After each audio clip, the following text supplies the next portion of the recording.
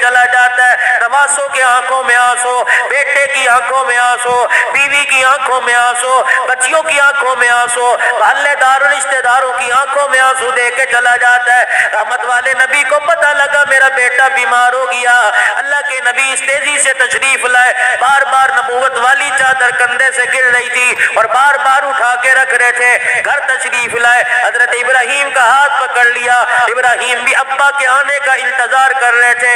آہستہ آہستہ آنکھیں بند ہونا شروع ہو گئی۔ رحمت والے نبی نے ہاتھ چھوڑا، دیوار کے سہارے جا کے بیٹھ گئے، آسمان کی طرف دیکھ رہے ہیں، بار بار اپنے بیٹے کے چہرے کی طرف دیکھ رہے ہیں۔ فرما رہے بیٹے تیری جدائی کا صدمہ میرے سے برداشت نہیں ہو رہا۔ اما عائشہ قریب آ گئی، رحمت والے نبی کا گھٹنا پکڑ کے کہنے لگی کملی والے اللہ نے ہر نبی کو ایک دعا دے رکھی ہے، اس دعا پر مستجاب الدعوات بنا رکھا ہے، جو دعا اپنے لیے کرے اللہ قبول فرما لے۔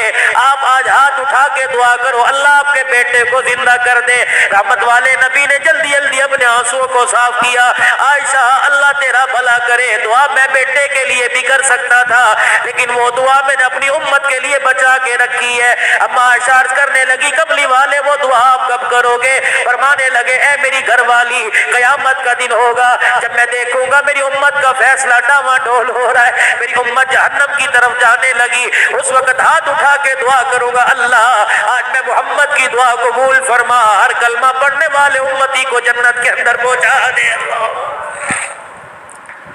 امتی کو کبھی خیال نہ آیا کہ میں کیا کر رہا ہوں، ادھر حضور کے حاضر ناظر کے عقیدے رکھتا ہے، ادھر حضور کے دور ہونے کے عقیدے رکھتا ہے۔